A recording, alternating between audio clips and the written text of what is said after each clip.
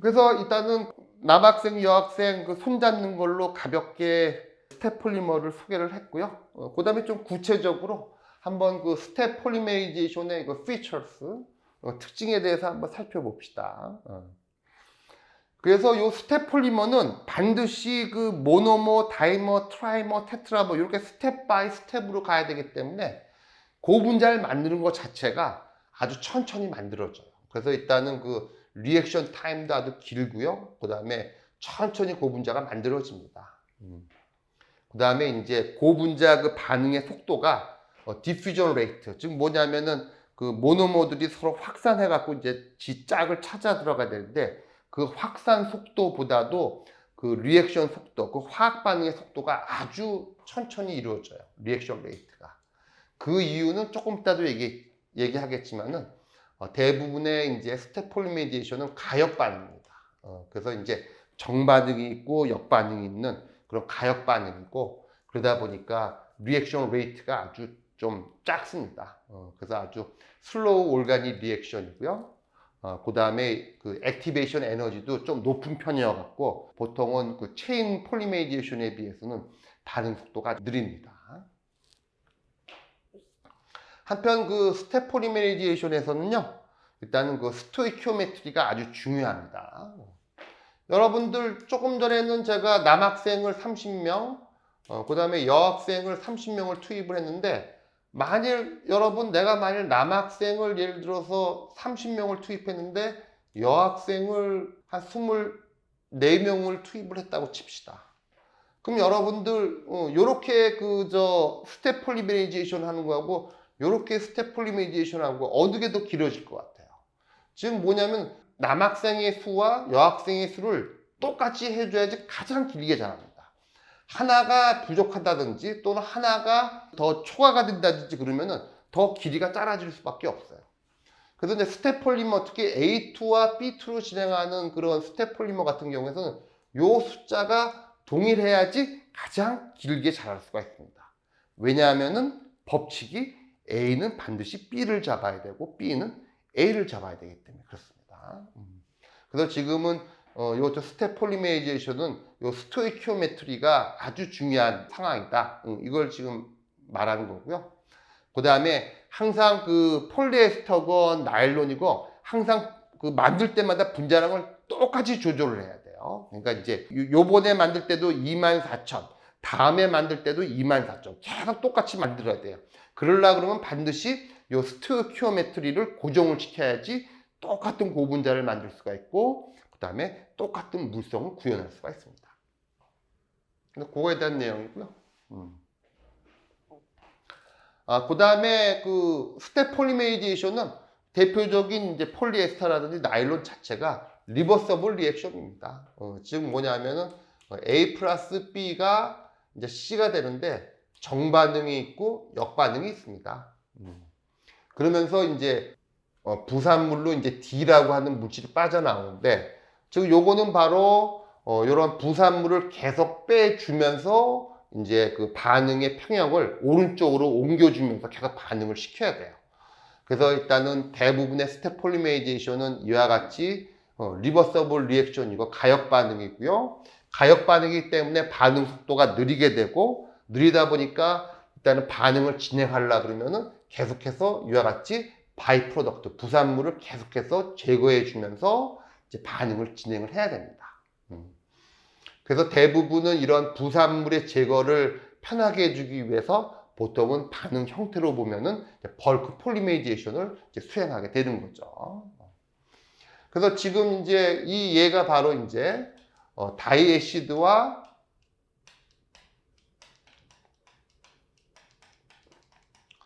다이올이 만나서 폴리에스터가 되면서 이제 물이 빠져나오는 이런 것들도 대표적으로 리버서블 리액션이고 벌크로 진행하면서 물을 빼야 되는 거고요. 그 다음에 지금 나와 있는 이제 폴리아미데이션, 요거는 바로 이제 다이애시드, 다이애시드하고 다이아민하고 반응을 해서 이제 역시 요것도 물을 빼주면서 이제 나일론을 만드는 요 과정도 역시 마찬가지로 벌크 폴리메리제이션으로 수행을 주로 합니다. 한편 이제 경우에 따라서는 스텝 폴리메리제이션은 원래는 이제 리버서블 폴리메리제이션인데 우리가 조금 이제 그 모노머라든지 중합의 형태를 조금 바꿔서 이 리버서블하게 비가역 반응으로도 우리가 진행을 할 수가 있습니다. 대표적인 예에 뭐가 있냐면요. 카복실릭 애시드는 그 애시드 클로라이드로 PCl5라든지 또는 SOCl, 사이오닐 클로라이드와 같은 물질하고 반응하게 되면은 카복실릭 애시드가 COCl, 즉 애시드 클로라이드 또는 이제 아실 클로라이드로 바뀌게 됩니다. 그래서 지금 여기 위에 있는 다이카복실릭 애시드를 아실 클로라이드로 바꿀 수가 있어요.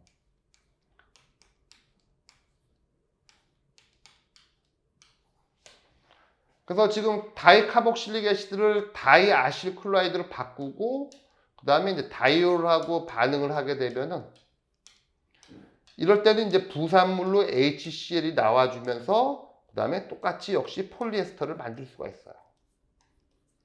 하지만 여기서 빠져나온 HCl은 가스로 이제 HCl이 나오고요. 그 다음에 트랩을 걸어주면 다시 반응에 참여해갖고 가역 반응으로 가지 못하게 해요.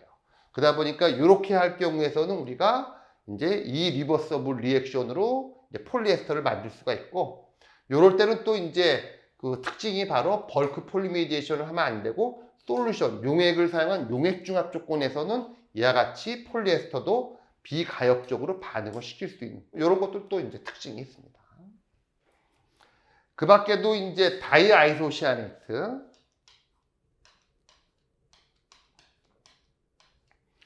다이아이소시아네트하고 이제 다이아민하고 반응을 시키면은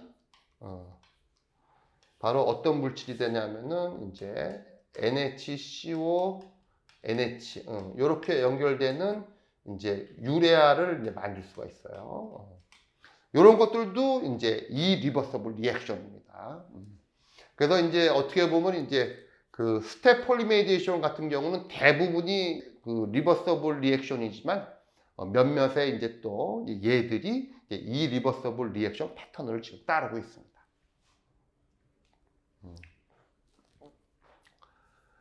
그 다음에 이제 스텝 폴리메리제이션의 특징에서는 일단 컨버전이 몰된 99%가 돼야지 이제 그 하이 폴리머를 얻을 수 있다. 그 말이 되는 거죠. 여러분 그 조금 전에 얘기했던 DP 이퀄 1-P를 기억하십니까? 요거 조금 전에 이제 그 중합도 디그리 오브 폴리메리제이션 DP를 1-P분의 1로 정의를 했는데, 여러분 혹시 P 이퀄 한번 그 P 이퀄 0.9를 한번 써볼까요? P 이퀄 0.9를 요 식에다가 집어넣으면은 바로 이제 DP가 얼마가 되냐면요. DP가 0.9를 집어넣으면 DP가 10이 됩니다. 한편 여러분 여기다가 P 이퀄 0.99를 집어넣게 되면은 그럼 분모가 0.01이 돼갖고 DP는 100이 됩니다. 요거 한번 여러분들 한번 의미를 한번 살펴볼게요. P 이퀄 0.9라는 거는 이제 그 진척도 또는 컨버전 또는 진척도가 90%가 됐다 그러는 건데, 즉 90%의 진척도에서는 DP 이퀄 10, 즉 남녀 이렇게 손을 잡은 거가 10개밖에 못 자랍니다. 근데 지금 P 이퀄 0.99라는 건 요거는 90% 컨버전이고요. 요거는 99% 컨버전인데 P 이퀄 0.9가 되면 DP가 100이 되는 겁니다. 요거는 지금 남자 여자가 지금 100명이 지금 손을 잡았다는 거죠. 이 말은 스텝 폴리메리제이션 같은 경우에서는 90%의 전환율도 높은 게 아닙니다. 즉 스텝 폴리메리제이션 같은 경우는 거의 99.9999 이렇게 그 정도의 높은 컨버전, 즉 진척도를 갖고 반응을 진행을 해야지 우리가 고분자를 얻을 수가 있습니다. 지금 뭐냐면 DP 이퀄 10은 절대로 고분자가 될 수가 없죠. 올리고모 수준밖에 안 되는데, 그러니까 99%의 반응을 진행을 해야지 우리가 DP 이퀄 100, 이 정도는 이제 우리가 고분자라고 부를 수가 있는 거죠. 그렇죠? 그래서 스텝 폴리메리제이션은 앞에서 잠깐 소개했던 에디션 폴리메리제이션하고는 완전히 다릅니다. 그러니까 에디션 부가중합이라는 거는 즉 P 꼴 컨버전이 한 10, 20, 30이 되더라도요 아주 높은 분자량을 쉽게 얻을 수가 있습니다. 시간도 짧고요. 한 30분 내에서도 아주 높은 분자량의 이제 폴리머를 얻을 수가 있죠. 하지만 이와 같이 이제 스텝 폴리메리제이션 같은 경우에서는 반응 시간도 10시간, 20시간 걸리는 이유가 바로 컨버전을 0.9에 더 근접시키기 때문에 반응 시간도 길게 가는 겁니다.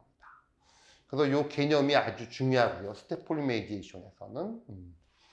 그 다음에 이제 스텝 폴리메리제이션에서는 이제 왜 시간이 그렇게 오래 걸리느냐?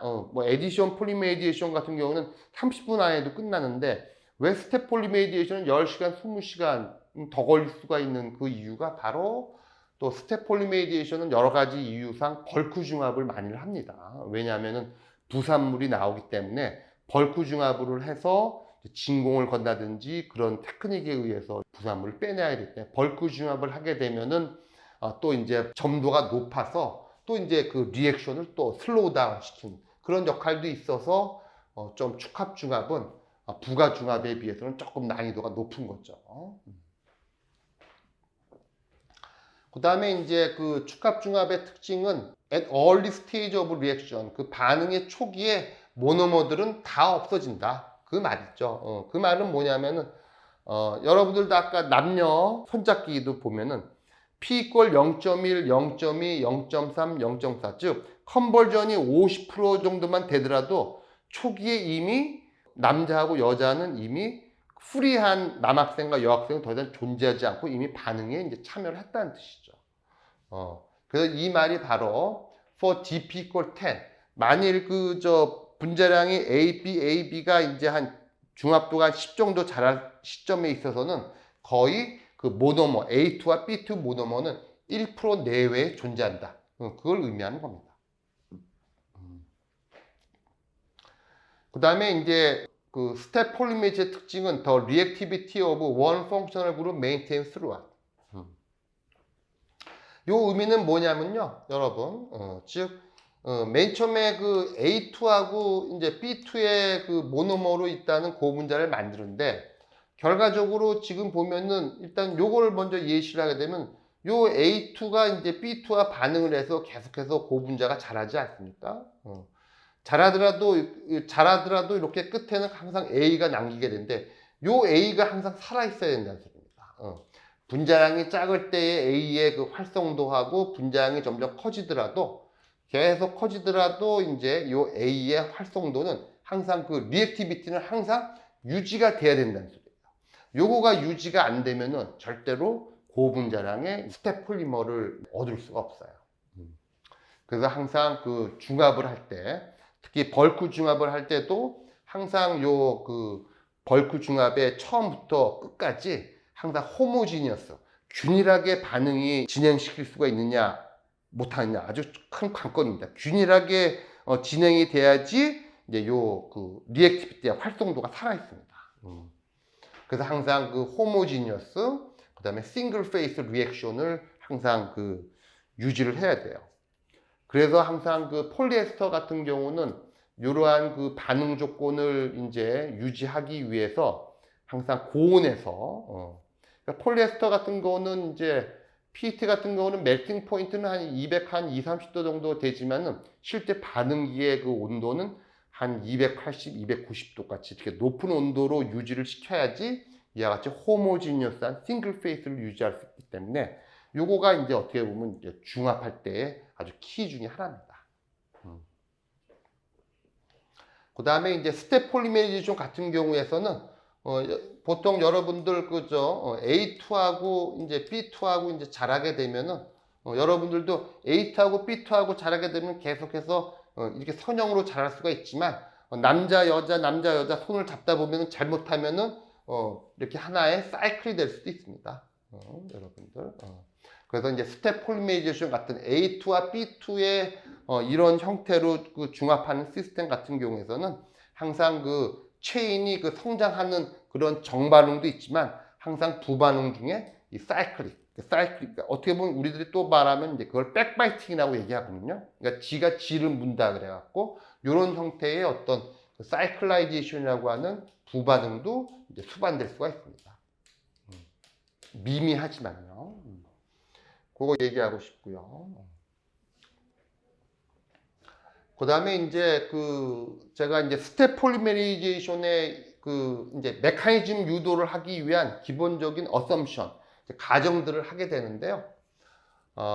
일단은 스텝 폴리메리제이션 같은 경우에서는 리액티비티 오브 펑셔널 그룹, 지금 뭐냐면은 A2 모노머에 있어서 요거에 이제 리액티비티는 똑같다. 그걸 이제 가정을 하고 이론을 전개를 합니다. 그 말은 여러분들 뭐냐면요.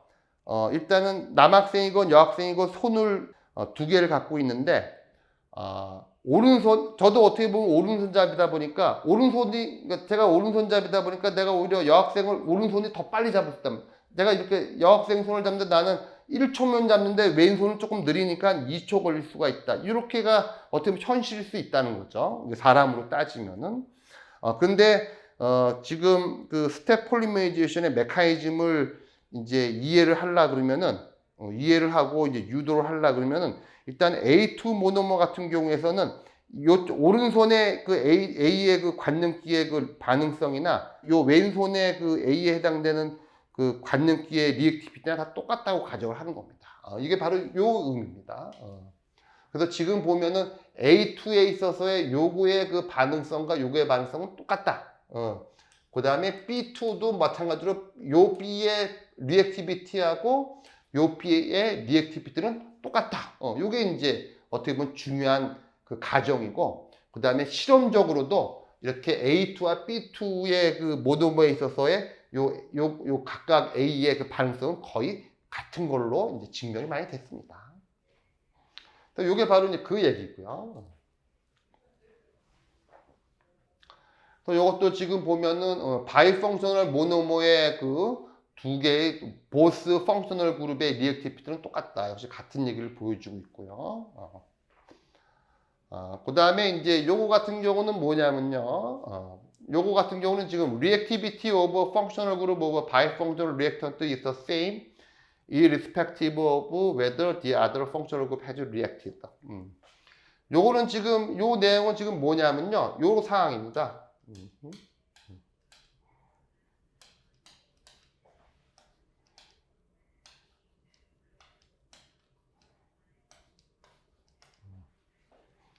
즉 요거는 지금 A2 모노머의 요 A를 보는 거고요. 요거는 A2 모노머에 있어서의 요 A라는 거의 리액티비티를 의미하는 거고요.